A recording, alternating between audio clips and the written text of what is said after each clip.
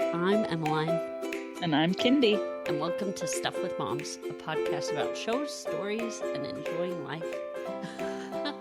You know, I still have to read that just so I make sure I say it right.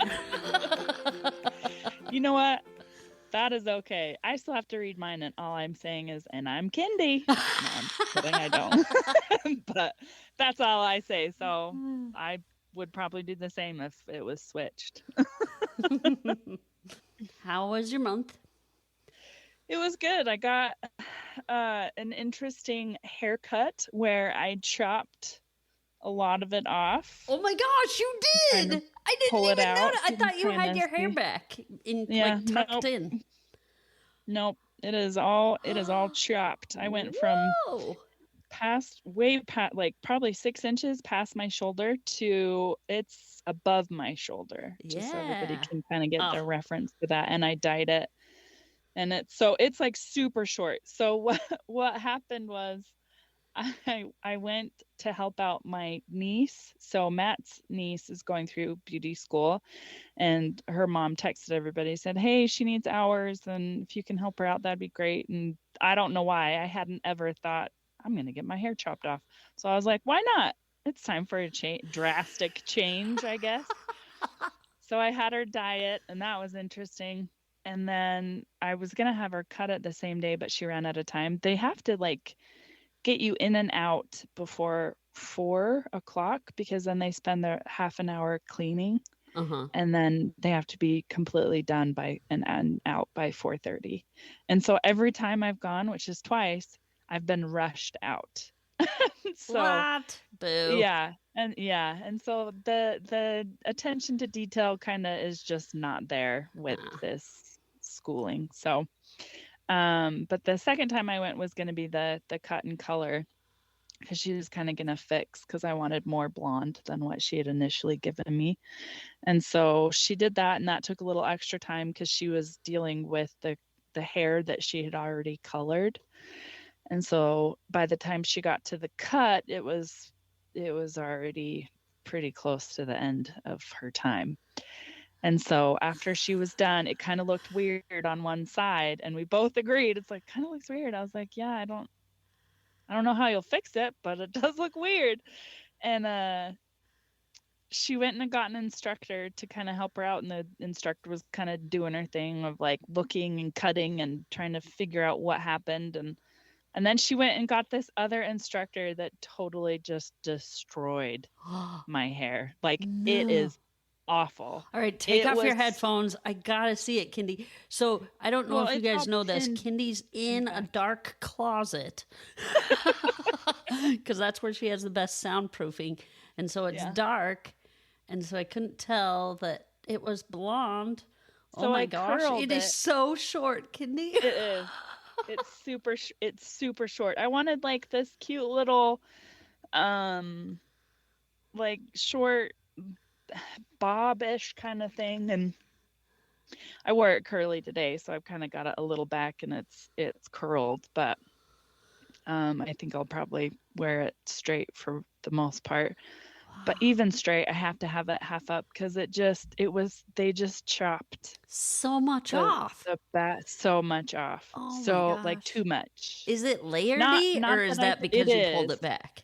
It's very layered, but the instructor just totally went to town on one side and left the other side. It was weird. It's like because it was already shorter on one side and longer on the other, but she just made the one side even shorter. Even shorter? Like, that was not the intent. The intent was to make it look even, but she just like totally chopped a hole basically in my hair. So then I had to go to my stylist for her to blend it and fix it, and it even looked bad when she was done. I was like, well, I guess you didn't have a great base to start with. So and I wish I had taken a picture of the second one, because I mean it looks better stylish. No, it's still awful, because they did like a super drastic tapering in, because I also have bangs, but I have to wear it half up, because straight down it looks awful. I look like a boy. I look like a like an 80s boy. It looks so weird and bad. So Oh, thankfully, I am not one of those people who get super emotional about my hair. I mean, if I were, I wouldn't have let her touch it. So right. there's that. But thankfully, I'm not, and just am okay with just letting it grow out. So it'll be half up with bangs for quite a while until it kind of gets to the point where I'm okay with it Kitty, I being am so down. sorry. We'll have to put pictures on Facebook so you can see what I wanted versus what actually happened. Oh, it was so bad. Yeah. So, Wow. and I wanted it short, like I kind of wanted it kind of around my shoulders, so it's not like I'm disappointed. But the thing is that when they had first said, "Okay, you want it cut this short," I should have said yes and kept my mouth shut, because then my hairdresser, my cut lady, I don't know what they're called. Anyway, could fix it. But no, I'm like, no, I go shorter. So dumb. So it's also my fault as well. But No.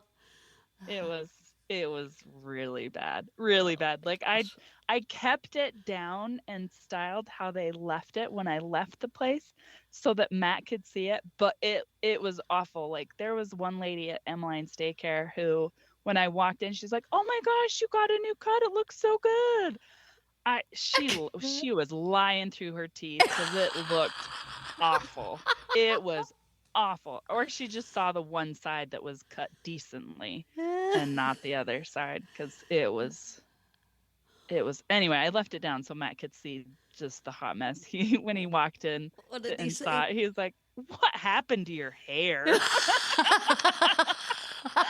You're like, "What did you do?"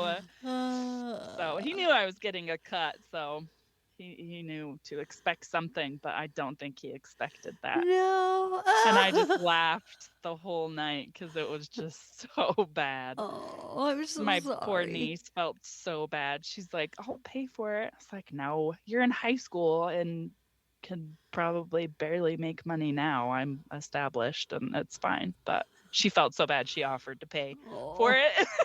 So poor I wouldn't thing. have to pay for a terrible haircut. Oh. But and it was the instructor that she didn't like. Like that's the crazy part. I can understand if it was her, and she didn't even do that bad of a job. Like it could have been fixed a lot better. But the instructor just went butchered to her hair. town and just, yeah. Did she come when she came? She's like, "Is this what you like?" Did she clarify what you wanted, No. or she just No, was like, she "I see just- what's here."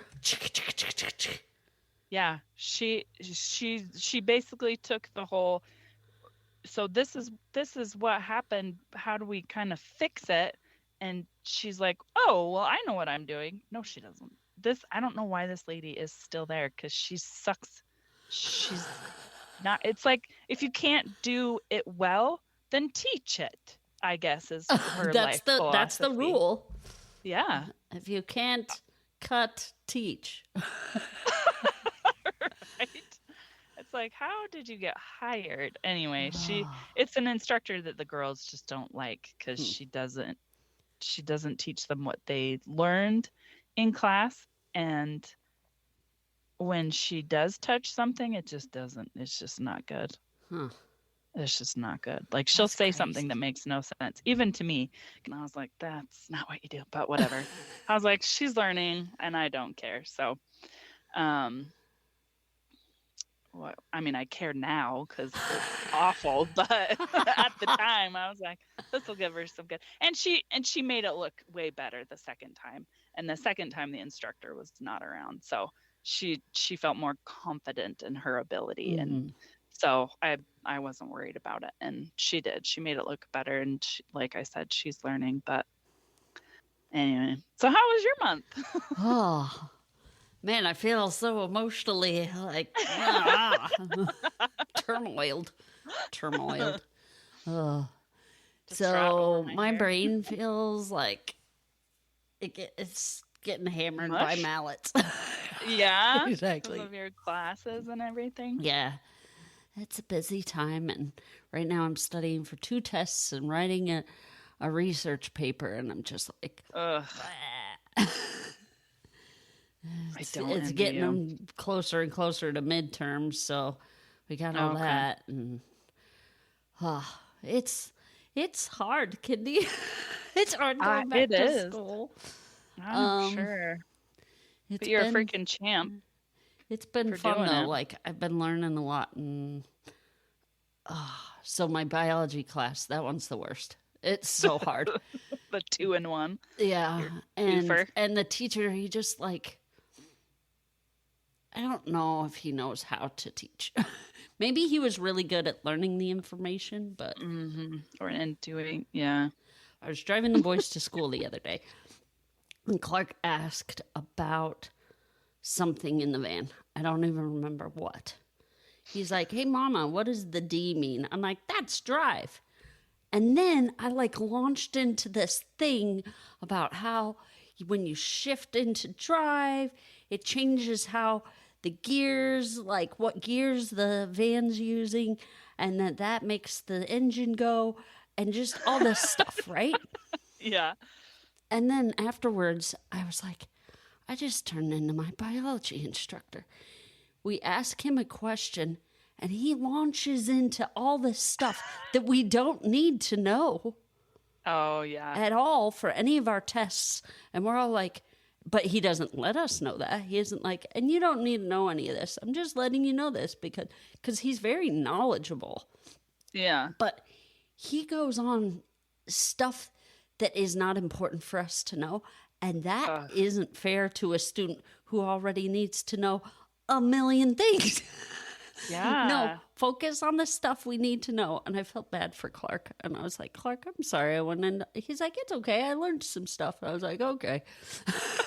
He didn't mind. But like, that's probably what professors are like. I have all this knowledge. I'll just share it with my students.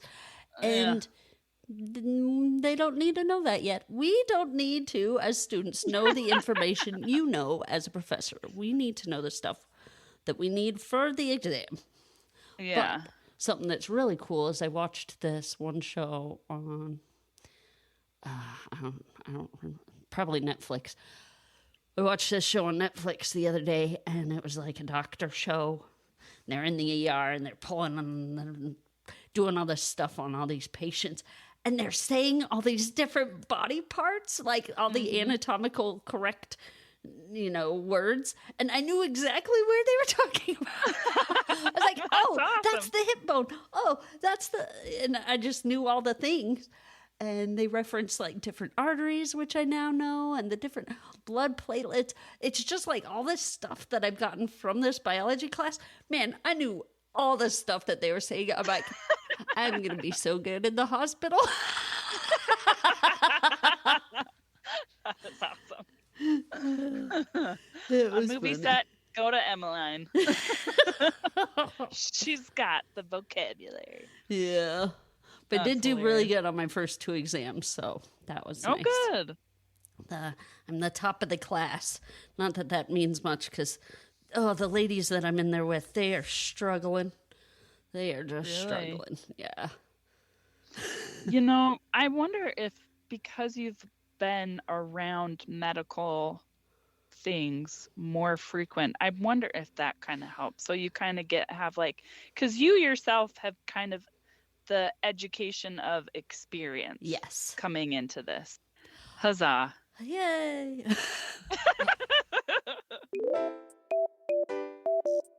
All right, so you got our word of the month. I do. And I'm pretty sure you know this, but I'm like, I don't care because it's so fun. Jabberwocky. I think that we've done this word before. What? Probably. And if we have, this is going to be really disappointing because I have no idea what Jabberwocky means. Is it like slang for talking? It is involving talking. Okay. What is it? It's meaningless speech or writing. Okay.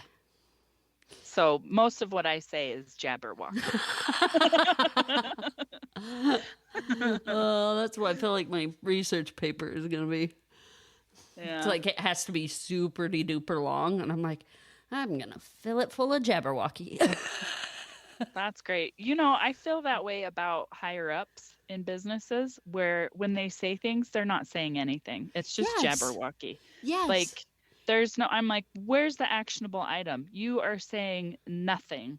I was in a meeting Friday, and it was our advisory part of our outsourced accounting team. Mm-hmm. And it's the first one that they've had. And so in our group, we also have payroll. So it's advisory, outsourced accounting, and payroll is kind of all encompassing in our outsourced accounting team. And I finally understand how payroll feels, because when we have our OMS, our outsourced accounting meetings for the whole department, payroll gets mentioned a little bit, and then that's it. And then we move on. And so this meeting was like, this means nothing to me. They were talking about AI and how we're establishing it into the business, and it's still new. So of course, anything they say about it is just going to be this theoretical. This is kind of what we're trying to do, because they've done some things within our firm, but most of it was Jabberwocky, and it's just so annoying. I hate meetings. Yeah. Because that's really what it is. It's not something we all need to be there for. Or if it is something we all need to be there for, they put it in the middle, and it's 3 minutes long. And you're like, why do we have this hour-long meeting? Right? Yeah. I have a meeting with a client that I'm like, we don't need to do this, because I'm not going to get any more information from you guys than what we've already established. So I think when I get back to the office, I'm going to cancel it, because we're just going to sit there and be like, why do we have this? I don't know. Okay, bye. Because I need information from their old accountant that won't talk to me. It's really infuriating. So, because he's got numbers that just seem like he pulled them out of thin air. So that's fun. And where did you get that? Yeah. Well, and he's like, he's a CPA, and I was like, well, then he should be giving me the physical proper documentation for this. And even him being a CPA, that doesn't mean anything, because you can do books so differently, and it seems like I don't even know how he's doing them, because he sent me an Excel file of a breakout of payments so it's a loan that they gave to somebody, so it's basically income that they're getting back, and the interest would be income. And anyway, so it's like a breakout of what they owe. Okay. Back to this company. But he emails me, the end of 2023 should be this number, and September should be this number, so the end of the year should be this number, and none of them match his spreadsheet that he gave me. I'm like, okay, where are you getting those numbers? Provide me the extra stuff or the stuff you've taken out, so that the numbers you sent me match the other numbers you sent me. Yeah. Well, and then he sent me a balance sheet, so it's like, sorry guys, half of this is going to be Jabberwocky, but I do have a point.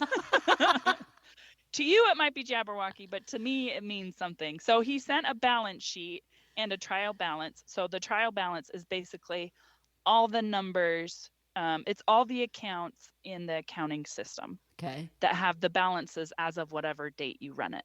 And then the balance sheet is half of that trial balance. The other half is the income statement or profit and loss. So even his trial balance, which is like the full numbers of everything, and his balance sheet numbers do not match. They do not match. That's so weird. Yes, it is. So I don't know what he's doing. Anyway, good times. Let's move on. You have a question that we've got. Oh, yeah. So from our little question box, what happens more often than you would like? too many things. So I've got mom guilt, me being impatient with my kids. I just would love to have more patience. Lack of time, lack of motivation to accomplish more out of life, interactions with people, or improving, like my lack of ability to interact with people how I'd like at that moment, or improving my knowledge of things. What about you? I wrote forgetting words, and it feels more and more prominent now that I'm in school. I'm like, even like when we're talking on this podcast, and I'll be like, the thing with the and I can't think of the word that I'm trying to think of, and you're like, I don't know what you're saying. Oh, it's a thing I have a problem with is the word that I want to say won't come out of my mouth. And I know it's there in my brain somewhere. Yeah, but your recall is getting too slow. No, it's been my whole life. I've sucked at that. Oh, has it? So your recall has been out of commission for years. Yep. And then like having like that at that time of month being really grouchy. So I wish that that didn't happen ever. So much more often than I would like, because it happens frequently. Yeah. And cramps suck. Yeah, cramps do suck. My cramps didn't increase until after I had kids. Oh yeah, me too. Like I didn't have cramps ever before kids. Yeah, same. And then I had kids, and I'm like, oh, this is awful. Yeah. It amazes me that there's people who have their cramps are so intense that it gives them headaches, or they're like out of commission for a day or they're two. Barfing all day. I have a sister that happens too. Yeah. Yeah. That's so sad. I'm so sorry, people, if yours are that bad. Sucks. Heavenly Father gives me this ability to experience things here and there, so I'm very empathetic, I guess. That's how I like to look at it. But one time I've had cramps as bad as my sister explained that they were. Yeah. So now when she's like, I don't feel good because I got cramps, I understand her better. Yeah, you got it. I will leave you be. Yeah. We don't have to hang out today. Call me when you're ready. Exactly. Oh, man.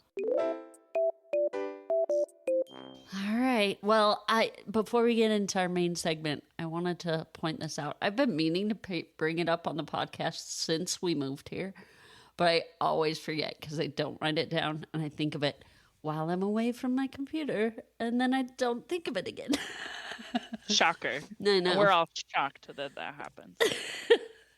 So, in South Carolina, there's a phenomenon, and I don't know if it's other places, and I'm just a homebody, so I don't notice, but people that have Jeeps, they put little rubber ducks on their dashboard.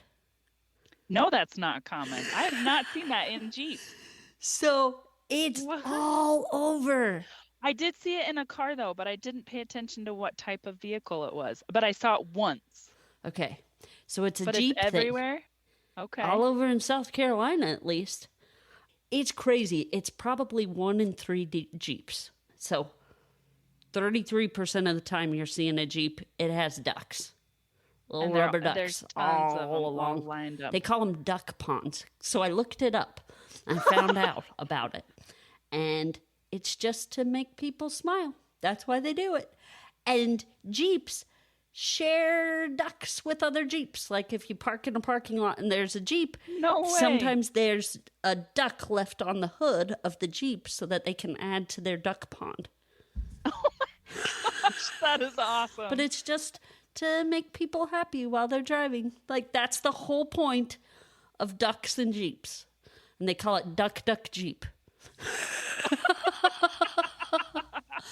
Because there's somebody in our ward that they have Jeeps. And so I was like, what is that? And they're like, oh, it's just you gotta duck your Jeep. And I was like, oh, okay. I didn't explain it at all, but thank you. Right? Yeah. Makes me want a Jeep now, so I can duck my Jeep. Yeah. Well, kind of sounds dirty a little bit. That's why I liked the duck Jeep better, but Yeah, I was like, that is so better. interesting. And like, That is. Kitty, it is so prominent. And when we first moved here, I pointed it out to Kyle. I was like, have you been noticing all the ducks and Jeeps? And he's like, I don't even know what you're talking about. But then he came home from work that day and was like, I saw 4 Jeeps with ducks in them. And I was like, see? Yeah. I'm not going crazy. No. And he was like, yeah, now I see them all the time. So is this a Southern thing? Or it just wasn't in Wyoming and it came to Utah when we lived in Wyoming and I just didn't notice. So it isn't a thing in Utah. Mm-mm. Okay. So far, it's not. But I don't look at Jeep dashboards. All right, listeners, you got to tell me if it's more than South Carolina. So if you live in a state outside South Carolina, let me know if people have ducks in their Jeeps. Just on the dashboard, you're in. ducks and Jeeps. I want to know. All right, to Smallville. Yay! I don't really like any of these episodes. Yeah. They're fine. They aren't my favorites. So, with that being said, episode 5, I called it Solar Flares. Perry.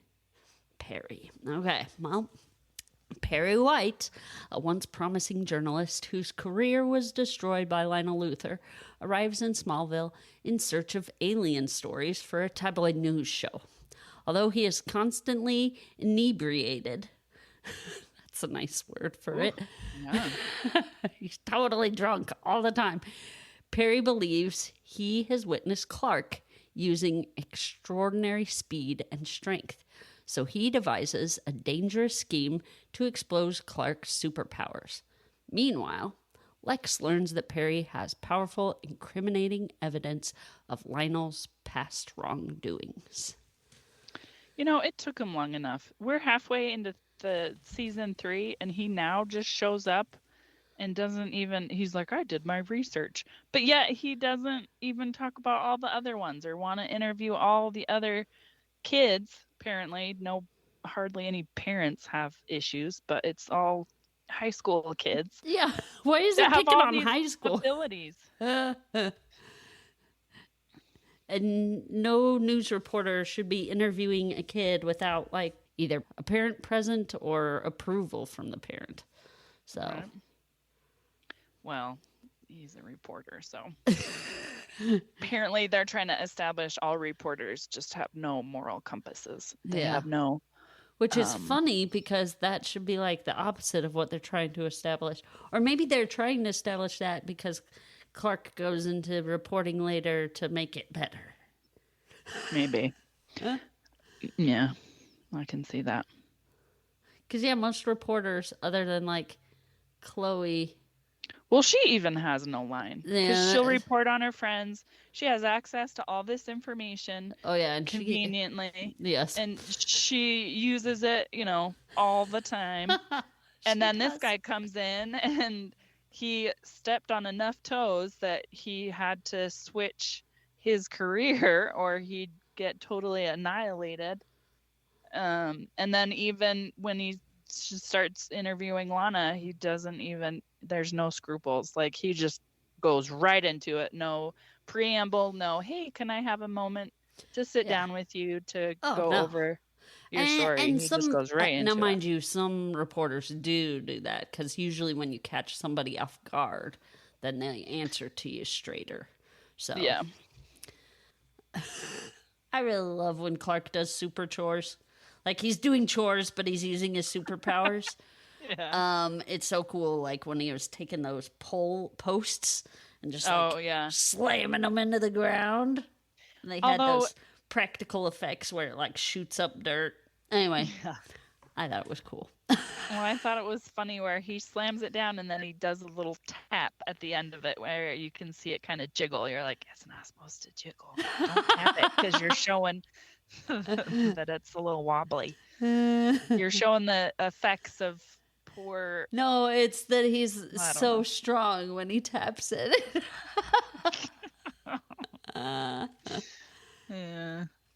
Yeah, that's true.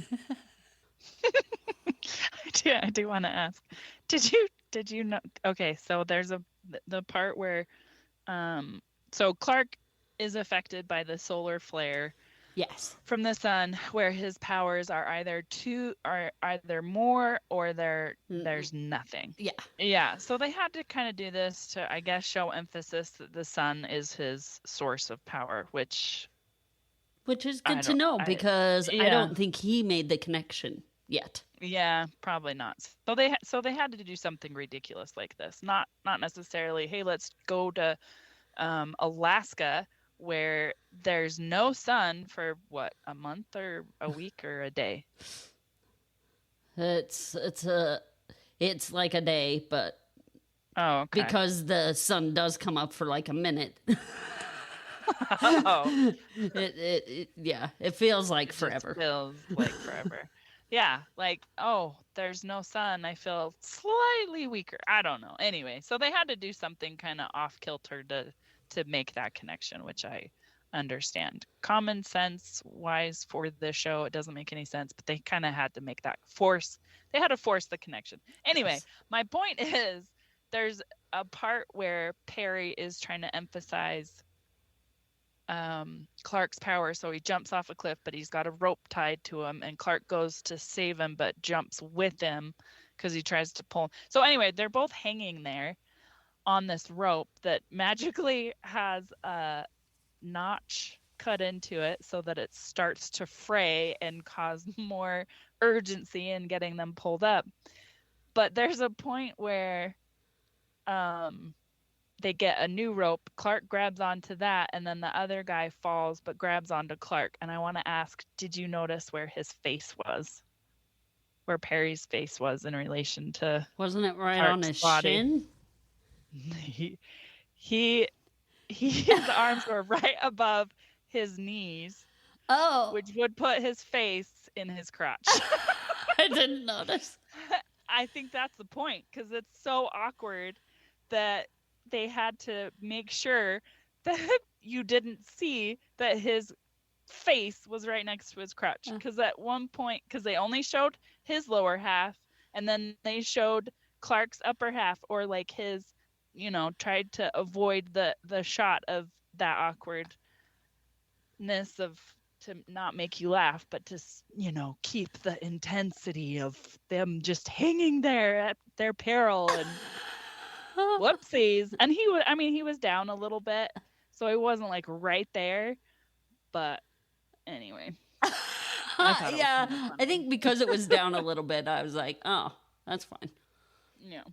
Plus, when you're hanging for your life, it's like, it doesn't matter where my face is. Yeah, I think it just stuck out to me because there's an episode on Friends where they're climbing down a building and they're using those fire stairs. Uh-huh. I can't think of what they're called right now. Fire escape. That's fire escape. Yep.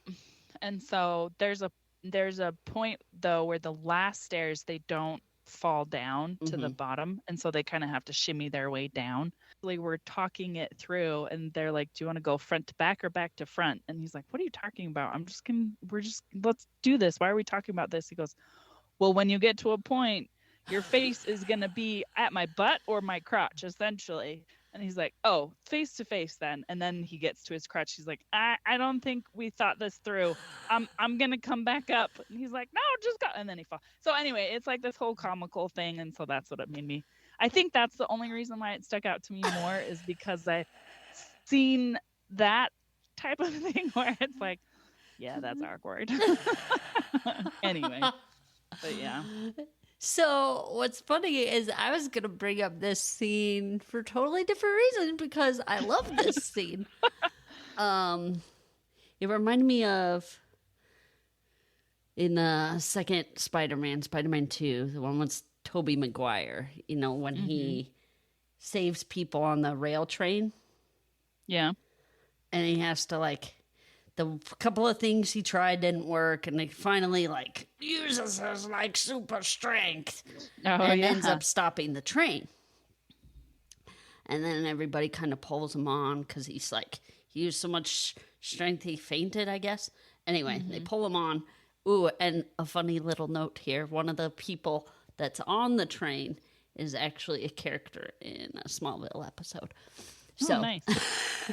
I see him everywhere. Lorenzo's when we're watching a show, I'm like, ooh, guess what they're on? He's like, Smallville. I'm like, yeah. How did you know? He's like, every time you say that, you say Smallville. Well, they had to get their start somewhere. Yep. But anyway, pull him onto the rail train, and we won't tell people who you are because his face mask is gone. Yeah. Anyway, really good moment in a movie. I loved it. Totally cried. Yeah. And I'm not a movie crier very often. No. But it's moments like that where Clark used his, because right then the solar flare made it so he couldn't actually, he had 0 super strength.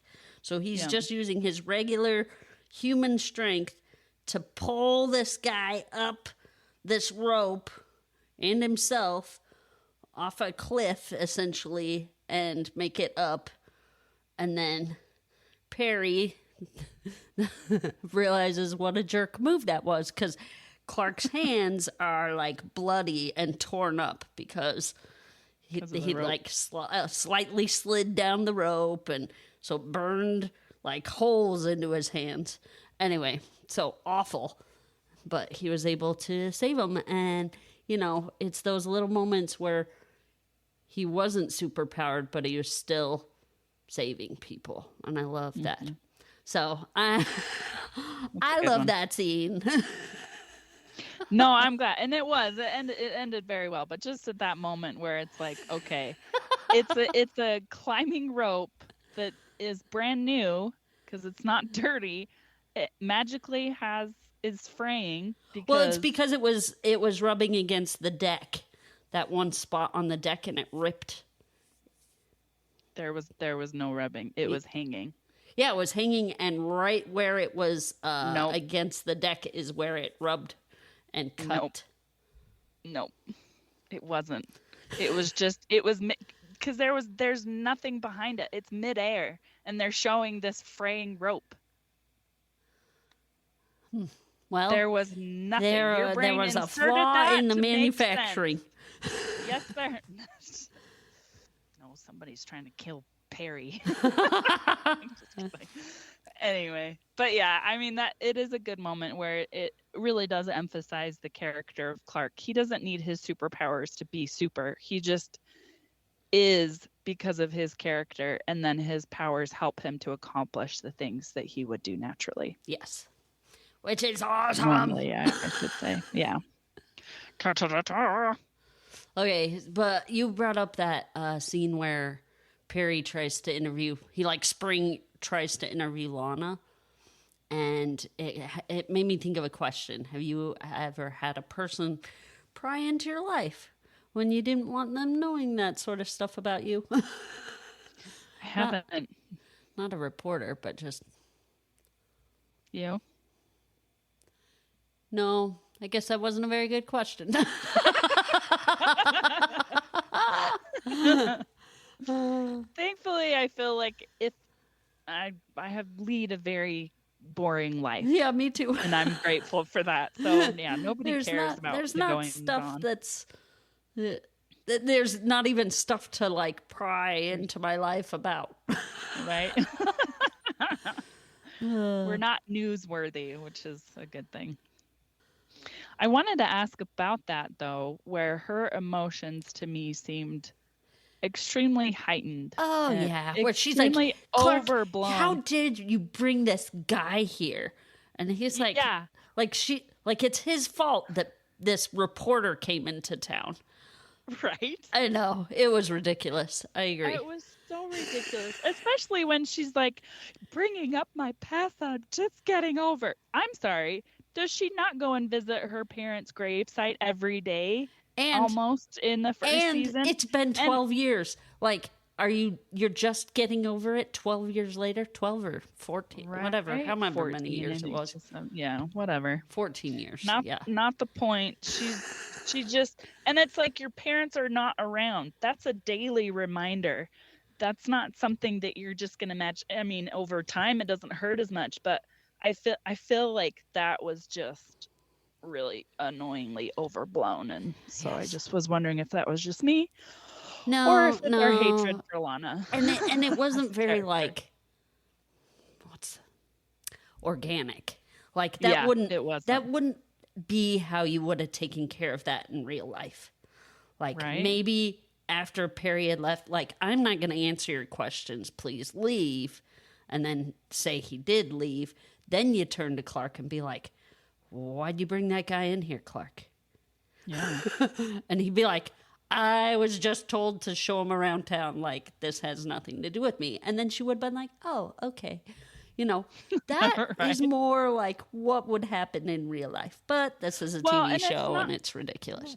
Well, and it's not just that, but her character is calmer than that reaction was. Yes. So it also has that layer of she's not confrontational naturally.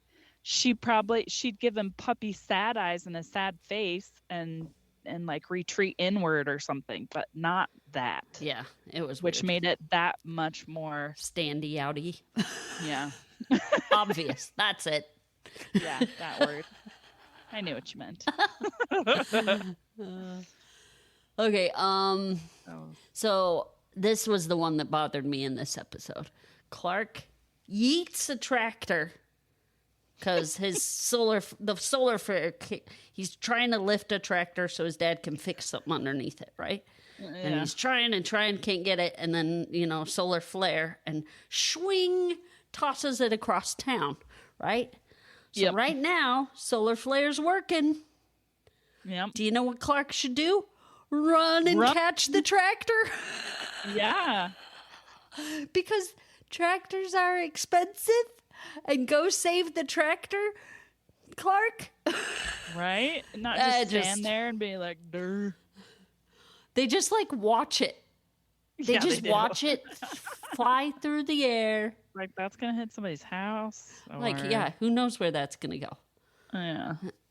Or maybe because it's Kansas, open field or something. It will land in a field somewhere, most likely. I was thinking the writers were like, maybe people will assume it's just in some random field. Because he's but not then booking it lands right in front of Perry, and Clark runs right up after. Not like, if you're gonna reveal your super speed, you may as well catch and save the several $1,000 tractor. Yeah. Or $100,000 tractor. And they're so expensive. Yeah, they are. It's no wonder why my grandparents would just hold on to what they had forever. or buy super crappy ones that were barely hanging on to their life. This was one of my... So this one was a runner-up of my favorite... in this episode, they had a Superman reference that I liked. But it was a runner-up. So it was Perry White calls the sheriff chief. And in Superman times, Clark works for Perry White. He's the editor of the Daily Planet.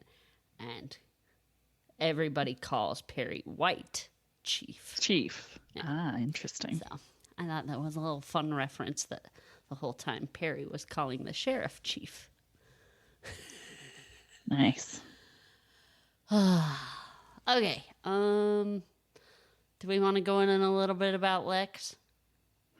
If you want. I don't have anything regarding him. Lex is trying to dig up dirt on his dad. There we go. Yeah, that's no news. Although he's back. Like the Lex is back. Yes. His All character right. of trying to be sneaky. So now, episode 6. I called it The Drifter. It is called Relic. There is a relic. Yeah. Okay. So I do want to say Clark is a really good crier. Like the guy who plays Clark, he's really good at crying. Because in this scene, it like opens up. Oh no, because when he hugs the lady who died, aka Lana, he cries. You're going to confuse everybody. Okay, so Lana's great uncle was convicted of murdering his wife 40 years ago.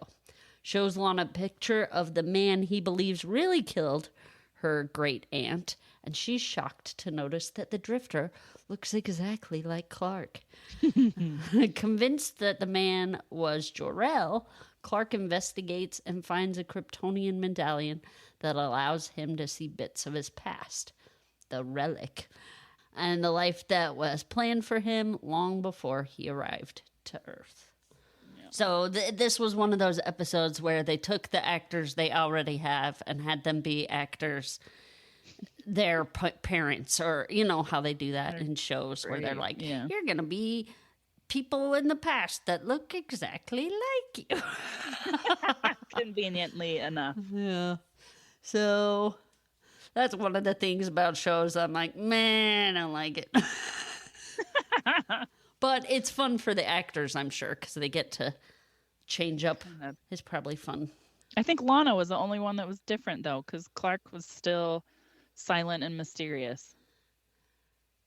Yeah, but he was different, I mean, he silent, was more and mysterious. I guess that's true. He was more obvious in his liking for the... Oh, yes, the Lana character. What's her face? Yeah. What's her face? Yeah. What was her, Jillian or something? Was, I can't remember. Her great aunt. Louise. Yeah. That's right. Everybody loved Louise. Yep. I liked the music in this episode because they played all these 1950s songs, and I love the 1950s songs.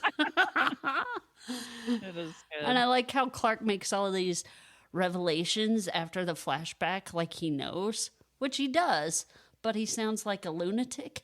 And Pete is the only one who reacts like you should react to this. Like, what the heck are you talking about, Clark? Yeah. I didn't even notice like that. you leaned against a mailbox and now you're like saying like you know all this stuff. Now, mind you, he does come around and be like, oh yeah, well, that explains it. But he reacts properly. Yes. Probably because they're better at writing Pete than they are with Lana. Yeah. I did love how they used Clark to be Kal-El to the current mayor. Because back in the day, there's this police officer that also loves Louise. And so he does this whole thing trying to get Jor-El out of the picture. And so he sends in Lex's great-grandparent to kill Jor-El, but it doesn't succeed. And so he runs off. So Clark has got to figure out how to get the mayor, because he's in part at fault for killing what's-her-face and Louise. Not the husband. Yes. So he pretends he's Jor-El and like does all of his magic stuff because he goes, I'm not real, I'm a ghost. Oh, he does all his superpower stuff. Yeah. Yeah. Like runs really fast or like does all this thing, and I love that, where it's like it's that one moment where I just thought that was really clever. I agree. Clark used his superpowers to convince the mayor that the ghost was haunting him so that he'd confess to killing Louise. Yeah, which I thought was great. Very well put. Way better than me. I used a lot of Jabberwocky. I like at one point Martha is canning peaches, and I thought, peaches. Yeah. You know, the sad part about people finding out about Clark's power is that there's no effect. Like there's no So like in the previous episode where Barry White finds out Clark has superpowers, it's non-threatening because everything works out to Clark's advantage of where either he magically doesn't have his powers because something else is happening, or the person Or Perry White goes is so crazy, drunk. or he's so drunk, or he gets committed, or like anytime anyone finds out, something always happens. So I feel like that is almost a downside of these episodes of like somebody finds out, but you're to this point it doesn't matter because it's all going to work out in the end, and that. So it's like it doesn't affect how you're watching it, where normally you'd be like, oh crap, he found out what's going to happen, where Yes. he found out. That could have been something they used, and they decided we're gonna just make either these people lose their minds or our magic hands. Yeah, wave their magic hands so nobody knows Clark is super. And a couple of people that do find out are committed or in jail or sound like a lunatic. Powers. Yeah, or keep a secret. And that's the other thing where it's like they could have they didn't have to do that in these stories because he could be more secretive, but they're always out in the open talking about things or running really fast in front of people, or kind of like what he was doing where he was running on the road instead of, I don't know, jumping through fields. Well, when you're going really so fast, people wouldn't see him on the road. But it's then just where he stopped was dumb. Yeah, it's like, get off the freaking road. Anyway, yeah. In the middle of an intersection, I'm gonna suddenly show up there. Right. Yeah. Like he's doing it too often. Oh, sorry. Go ahead. I'm done. Go ahead. You do like. I did like, because Jor-El, at the end of the episode, as the drifter, he ends up running into Jonathan's parents, Kent's parents, and meets them. And, they end up helping him out and helping him kind of like get to where he needs to go so he can go back to Krypton or whatever. And he meets them and really likes them. And Clark finds out that the reason why he came to the Kents is because Jor-El had met them and liked them and knew they were good people. And that's why they sent Clark to Smallville. The Kents were chosen. Yeah, I kind of didn't like it. Oh, you didn't? I didn't, because I liked the ambiguity of he just happenstance by chance, landed in Kansas in an open field. I mean, I like the idea, but it doesn't work because of how the original finding of Clark is, where he crashes in a field. It's not on Kent's property at all. I think it wasn't. I mean, it was aiming for their area. He was hoping. I think it's that Jor-El was hoping that the Kents would find him. Yeah. That makes more sense. Yeah. Because he knew they were good people. Anyway. Yeah. Because he could have gotten adopted by somebody else in Smallville and could have turned out a lot worse. And that comes up later. Yeah. Future episode. There's like a alternative one, I'm sure. All right. Episode 7. Magnetism. Pretty close. Magnetic. Okay. Yeah.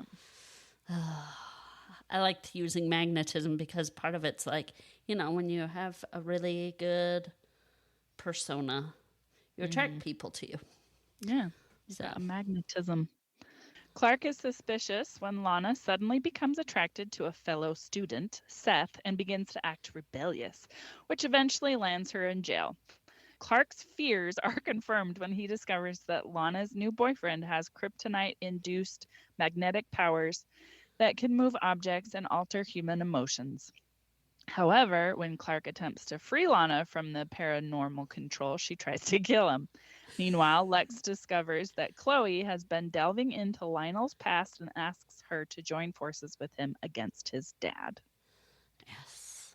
I feel like he was more, I'll protect you instead of joining forces. It's more like, give me the information that you've had and then I'll take it from here.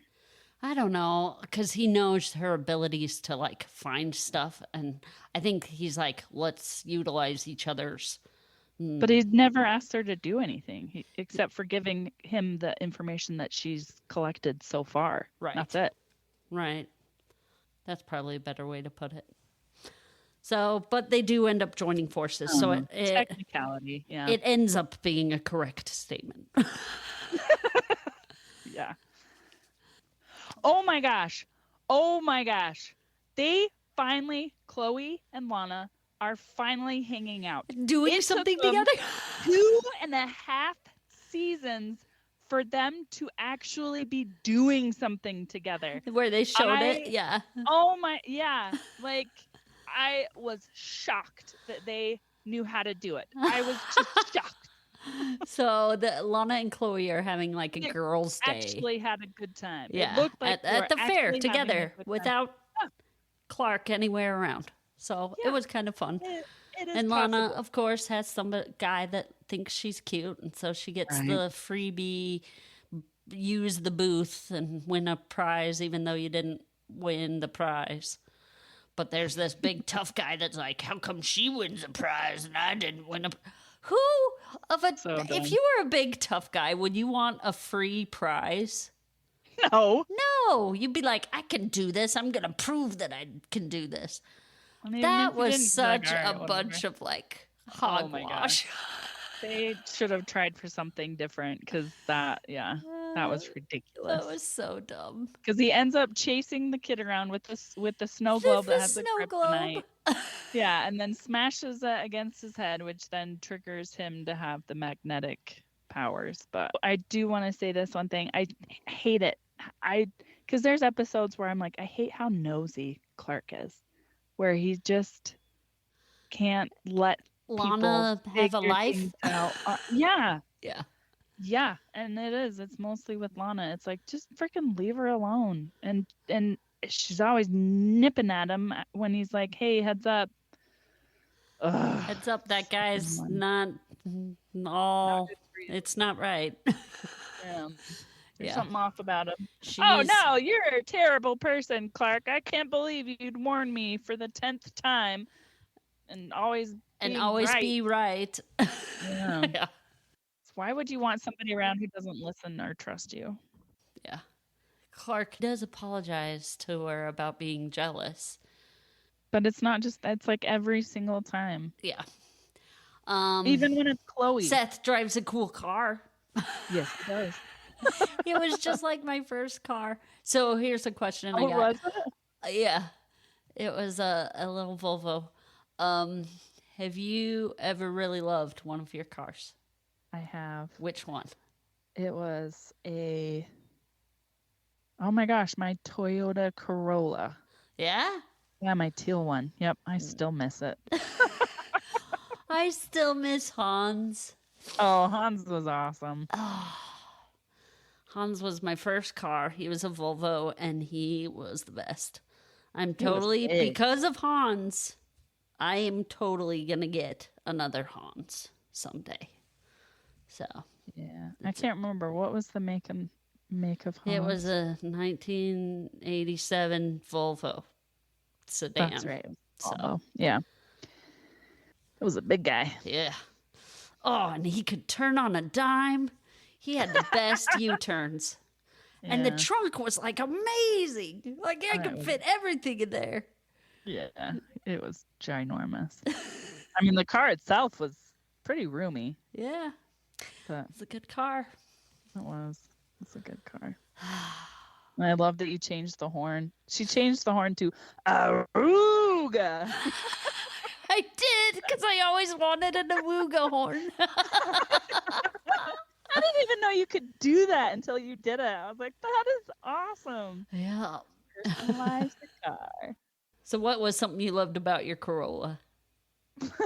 I think I love that it was kind of high because I think the cars I've had in the past kind of rode lower, so I love that it was higher. And then to me, it felt like it had a giddy up and go when you hit the gas from being stationary. I mean, it didn't, but to me at the time, I didn't have anything to compare it to, and so to me, it felt like it had the giddy up and go that I needed. So, and that was one that I had for a long time, and I paid cash, so I didn't have any payments to resent against it, and yeah. I think that's why. But I'll never forget my very first car. It was a little blue Geo Metro. Stick. It was a stick. Yeah. I bought it from an old guy. Cool. So, yeah. Anyway. And then I had another question. What experiences have you had at the fair? Because that's where they are. They're at a fair, and just, there's rides and booths and treats, all the things. So what's one of your experiences you've had at a fair? Because I have one that I'm going to share. Well, how about you share yours? Because I kind of don't have anything that sticks out. Oh, okay. So it's kind of a longer story. Me and my friend, she lived right on the fairgrounds. Tell me if I've shared this story before. I don't think you have. She lived right on the fairgrounds. Her backyard was right up to the park that they used for the fairgrounds. Okay. And she was very crafty. Andrea could make anything art. It was awesome. So she, at the time, was really good with clay. And she would make all these little clay figures. And I had just learned how to make the knotted hemp necklaces with beads. And leading up to the fair, we're like, you know what, we're gonna set up a booth in her backyard, so right against the fairgrounds, so people will get traffic, and we'll sell our wares. So I made tons of these hemp necklaces, right? Mm-hmm. And Andrea made tons of little clay figures, and we set them up on the table, and we just sat in her backyard, and people came by and bought our stuff. And we made, we were young, we didn't have jobs, so to me it felt like tons of money. Yeah. And then we went and spent it all at the fair. I mean, maybe Andrea saved some of hers, but I spent all my money. I bought so much cotton candy. I think I bought it had to be 15 cotton candies.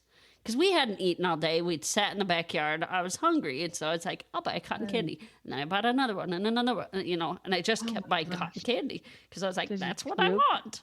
And it's a fun day. So I ate just cotton candy. Okay.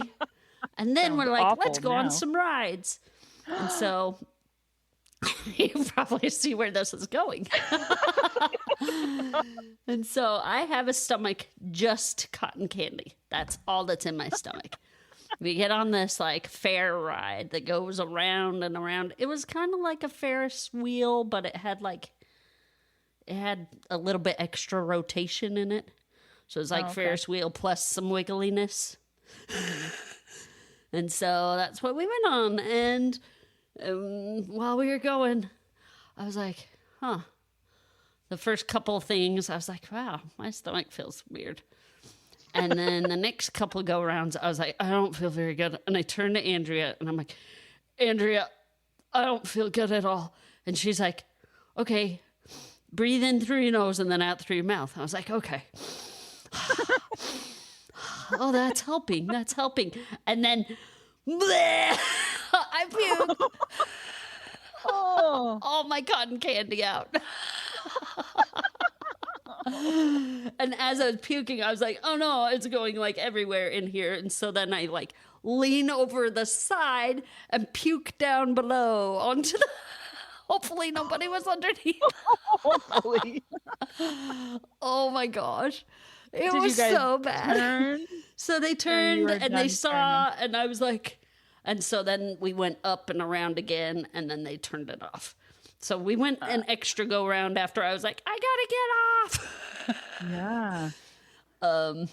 So they stopped it, and we were able to get off. And the poor kid who ran the thing had to like clean up my puke. Oh. It was so gross. So that's my fair experience. I've thankfully never had that kind of experience. Oh, I good. think the ones that I remember most are ones that they had in Linden when we were there, very vaguely. And then now we go to Onion Days in the city that I live in. It's called Onion Days, which is kind of weird, but They celebrate how much onions they have. I think they just decided to be onions, and because we have many layers. Oh. Yeah, there's no fields and fields of onions. It's Why just weren't you the parfait days? Parfaits Right? have layers. right. That would have been way better. Name that movie. So the second one of Shrek, or is it I think it's the first one. first? Is it? Okay. Good job. Well, that's what it always reminds me of, and that's like on the sign of the city. It's like we have many layers. It's like, Oh, 'cause really? we're That's the Shrek or thing? something? Yeah, That's it has funny. a picture of an onion, and then underneath it, it's like, We have layers. yeah, oh, it's so weird. Anyway, I think I love my town that much more because it just makes no sense.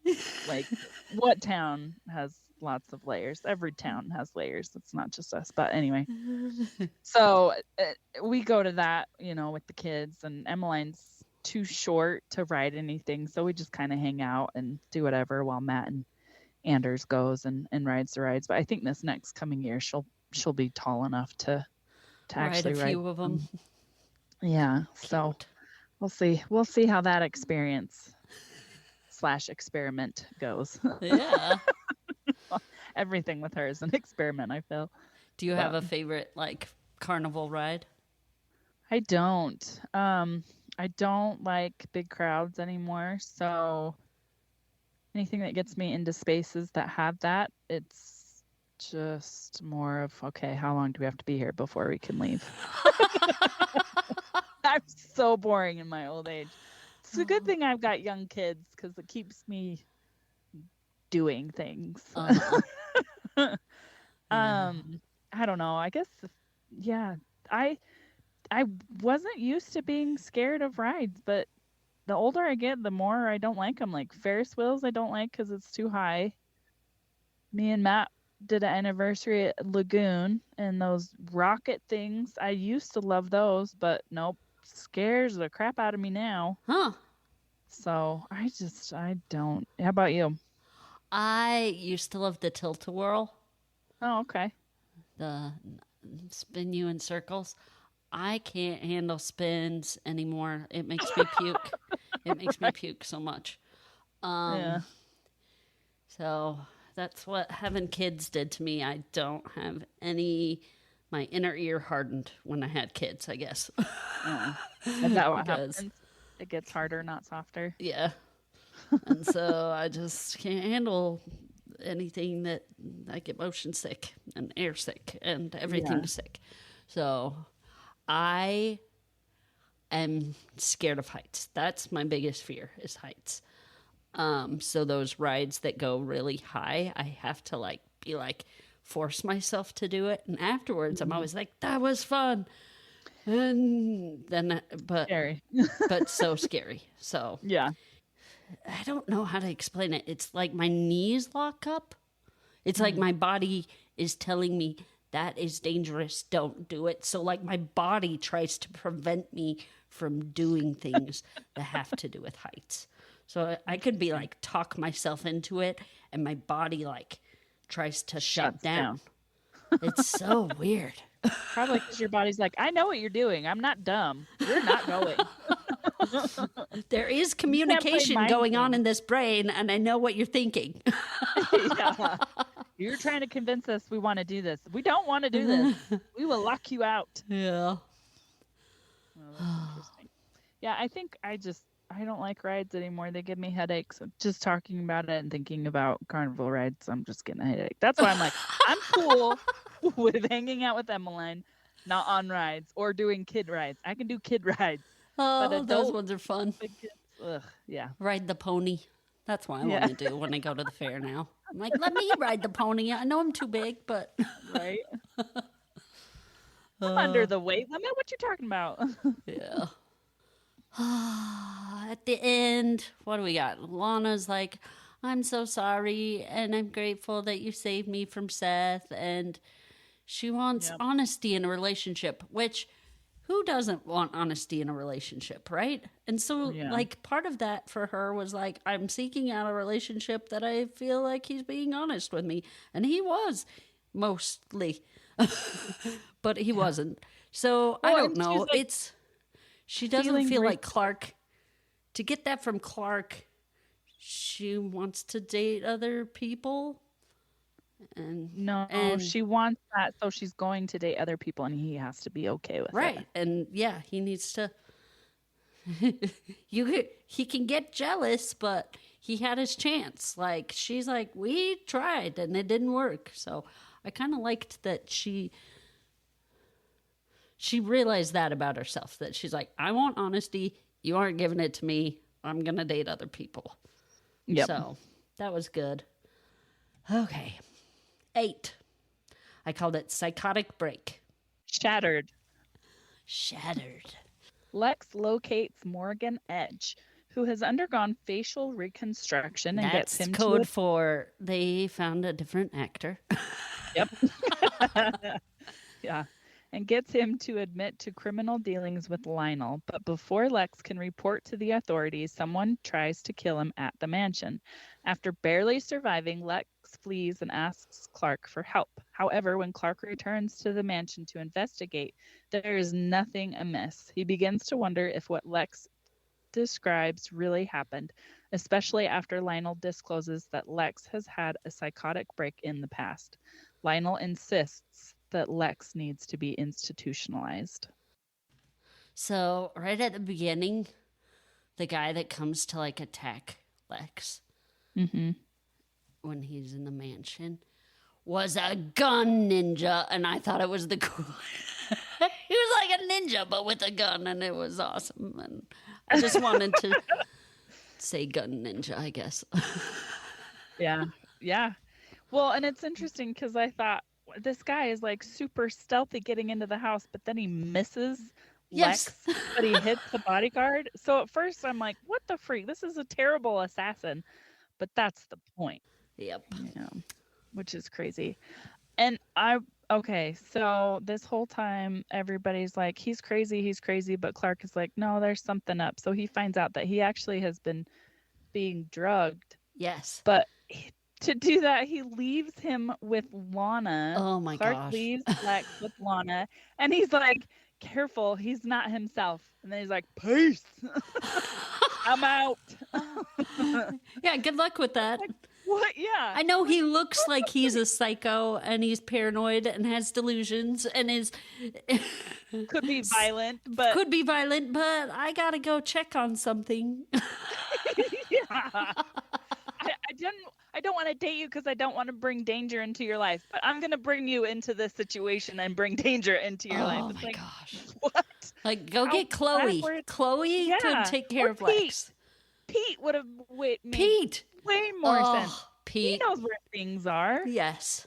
And yes, he hates Lex. And that's perfect because Yeah, he would be the perfect person to watch him. Yeah. But then we don't get our Lana drama. Ugh, hate Lana drama. Can't we just have one drama? Like, Lex can be the focal point for this episode. We don't need multiple things. Yes. It's okay to just have one person have issues. Yes. Not two. But then Lana wouldn't be in the episode at all, and that wasn't allowed. They were supposed to always be all three of them in it somehow, for the most part. So which is dumb. Yeah, but they do dumb things with her all the time. They could have done something differently dumb with her. Like had her tag along with Clark to go to Lex's house to grab to investigate. That Yeah. would have been just fine. I agree. Yeah. Yep. Pete needed to be used in this episode, writers. If you listen to this podcast. Too late now, but you should become a better writer now that you're listening to us. Yeah. Okay. I love how much Lex is really good at acting crazy. Like Michael Rosenbaum. Oh my gosh. 8 million stars to you because you are a fine actor, my friend. So I appreciate you. Yeah, he really is. He does a good job. He does. And he did a really good job acting crazy. Like, yeah. He plays crazy well. I like when Lex goes to confront Lionel with guns. Again. But he's delusional, but he's also right because he's like, you killed your parents. Yeah. Like, and now you're trying to kill me. Yep, and you're trying to kill me because I found out about it. And, it's just so good. Okay, so do you think that Lionel would kill Lex if he wasn't a main character? You think the writers would have been like, okay, we're going to have you kill him off? Like, because he's his dad. And so part of it is he kind of has this war. I think Lionel has a war in himself of being the dad and also being in power. And they fight each other. Those two parts of himself fight each other all the time. And you kind of see when one wins over the other in his character. So I like that about his character, that you kind of see that little struggle, yeah. I think he would have killed him off. You think so? Oh, yeah. He doesn't care about other people at all. He doesn't, but he does want the legacy. That's it, though. And his only kid's Lex. No, it's not. It's that other. He's got. No, it has already come out. Oh, that's true. That's true. Already. This is the other. But he doesn't like. He doesn't like him. He likes Lex better. Okay, sure, but the thing is, like, they keep telling everybody that his other brother died. I'm sorry. What? No. He's still alive, unless he's got 3. He had 3 siblings. Is that the thing? And you made a face. So there is 3. Well, you already met one of them. Yeah, but I wish at some point, because they've messed up in writing so often, that it made me think that they expected us to forget about the one born out of wedlock. And so I can't even remember his name. And so that's what I was thinking. I was like, did you think that we forgot? But it sounds like Stefan. We can just call him Stefan. Okay, that works for me because that's how I know him as. Yeah, because Stefan. He didn't like Stefan, though. Lionel just brought him to make Lex do more. To motivate Lex. Well, Lex brought him in to get under Lionel's skin. Yeah, but Lionel used it too. Lex. But yeah, Lionel used him too. See, and that's the thing. It's like there's no...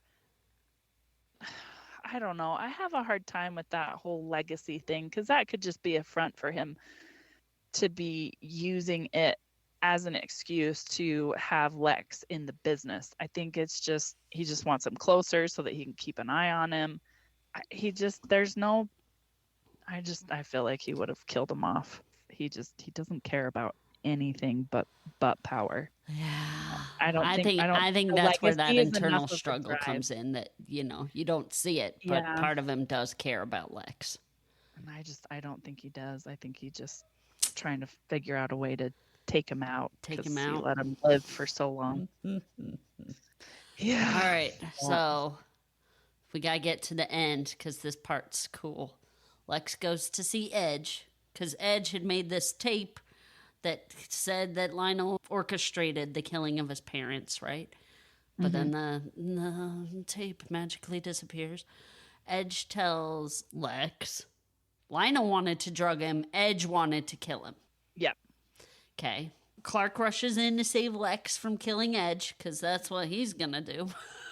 Yeah. And Edge beats up Clark with his kryptonite beads, because he knows Clark's secret, because Clark took his blood out from his skin using kryptonite, and right in front of him, because that's so smart, Clark. Lex shoots Edge in the shoulder, but because Clark knew Edge, Lex thinks that Clark's a part of this too. So Lex is now like, you're in on it. Like, acting like, oh my gosh, his eyes. He's like, you're in on it too, aren't you, Clark? Oh, he's so good. Okay, and then says that Lex is like, well, I'm going to kill you too, Clark. But runs to stop Edge, who's escaping. Kills Edge, and Clark saves Lex out of the way before he gets hit by the car that's coming toward him. But then Lex sees that Clark didn't get run over by the car and instead stops the car with his body. And Lex, I was right about you all along, Clark. You're not even human. And then instead of standing up for his friend, Clark leaves to hide his secret. That was kind of a moment where, like, he could have stayed and helped Lex, but he ran off. And I don't know if that was the right choice. No. And mind you, he has to make those split-second decisions, but he was like, and Lex is acting crazy right now, so who knows what he would have done about it, but it was so like... Well, they would have taken him no matter what. Yes. Because he's, to everybody, he's crazy. Yes. So even if Clark was still standing there, like he should have stayed. Yes. Just to make sure that Lex was okay. Because when they pulled up to take him away and he was spouting all this stuff, he could have been like, well, I don't know what he's talking about. He could have taken the car and shoved it into a tree and make it look like it hit a tree instead of a body.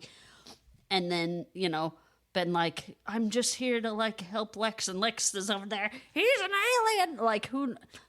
But everybody knows he's psycho, hit a psychotic break right now, so they wouldn't have believed him anyway. And he could have shown Lex that he's there for him, even through the hard times. But Clark, like an idiot, does something in front of somebody to show them because he could have just pushed him out of the way and then just stood right outside of the way of the car as it drove past them to crash into something. Crash into whatever. Yeah. But no, in Clark fashion, he had to be out in the his secret. Yeah. But it'll be fine because something's going to happen or everybody's going to forget, or Lex just keeps it to himself because he knows if he starts spouting that stuff, people are going to think he's crazy, but inside he knows. And so he uses that to target Clark for their eternal fight of power.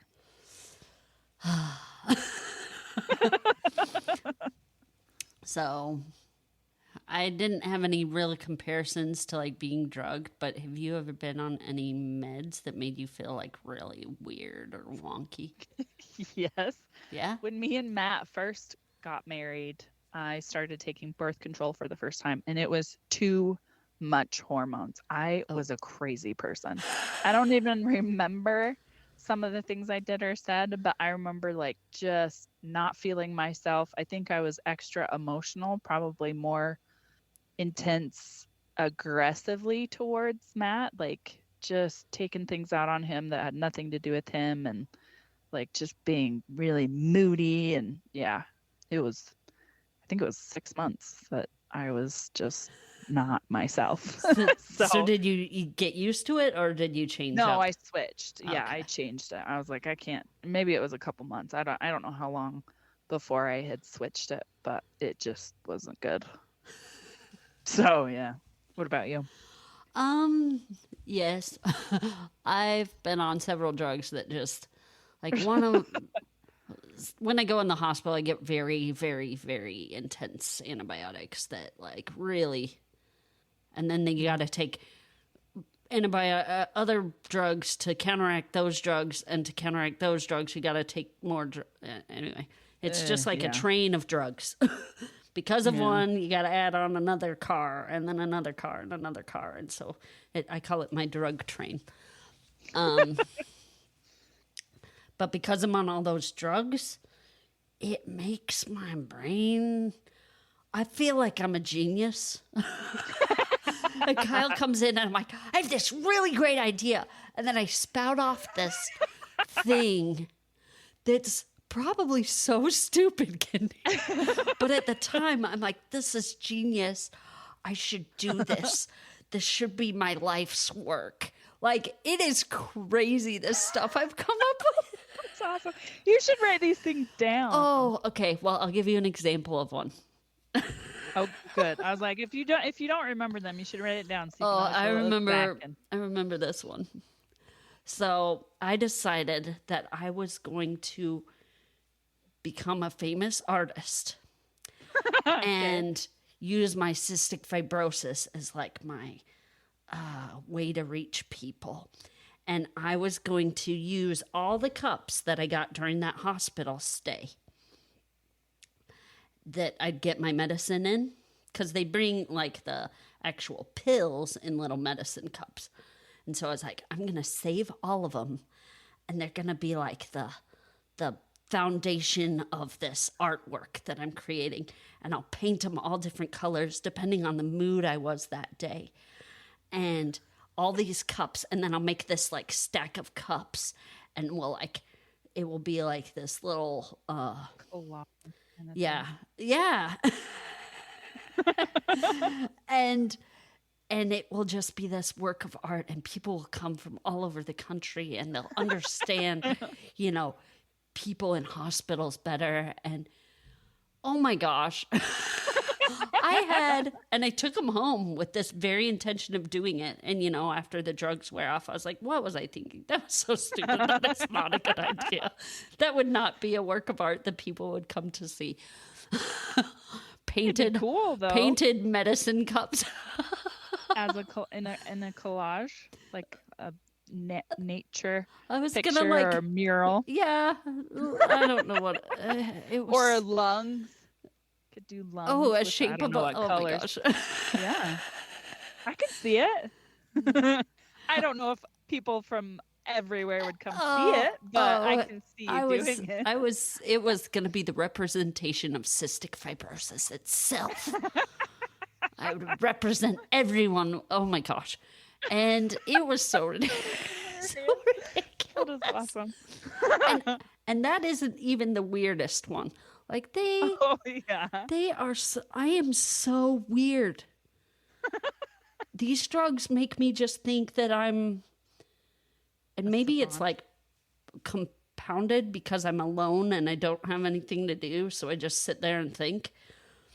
But man, and Kyle comes in and he gets to listen to my weirdness. That is awesome, though. Poor He should guy. come on with a tape recorder. I should. I'll record it next time. I'll record it for the podcast. But I haven't had to go to the hospital for forever, so. Yeah, it has been a long time. Because if you did, would you have to come back to Utah to go, or No, would you? I got find doctors the here, stuff there? so. Yeah. Okay. Yeah. That's what I was wondering. But yeah, because when was the last time you had to do your stay? Well, the last time I had to do it was when I started Trikafta. So 5 years ago. 6 years ago. Yeah. Okay, you guys. She went from it was once a year or twice a year? It was every other year. Every other year, except for like after the boys. Oh, okay. So it wasn't super often that I was going, but I haven't. But that's often. That's often. Like that's a lot. Yeah. That's a lot. But like after the boys, it was like 8 hospital visits within a year, essentially. It was a lot. Yeah. So having babies was hard on me. Well, yeah. You almost gave your life for Clark. Oh. But he was worth it. Yeah. Anyway, so yes, I've been on drugs that made me feel weird.